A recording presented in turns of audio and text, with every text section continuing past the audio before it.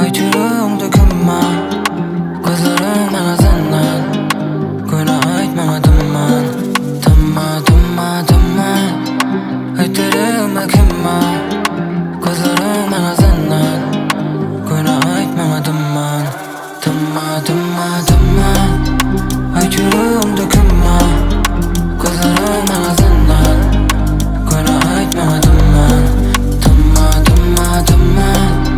Aytırığımda kımma Gözlerim bana senden Günah aytmamadım ben Düşeli sücü, dunuşeli acı sen Sana düştüm, dertlerimden açıp men Gözlerime inanamak birden basıdır Alaya bir kader İslamı duymadım duyguları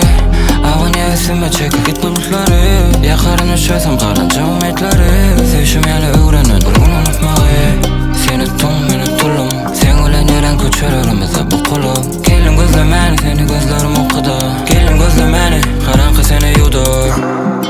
Hiç de kızıklı del şu an Nere aytacağım bilim o yarın alçıram Bir tarafta sücü yatlamalar bir tarafta acı var Seni duymak isteyen kulum yine acıgır Aytmağa kımma Ağız yeli yürüğüm Kurdun önümde divar Bana da gerek şu küysemeden bizar Yürüğümde kımma Aytırığımda kımma Gözlerim bana senden Günah aytmamadım ben Aytırığımda kımma Gözlerim bana senden Günah aytmamadım ben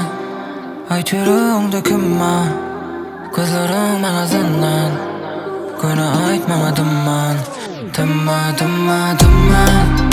Aytırığımda kımma Gözlerim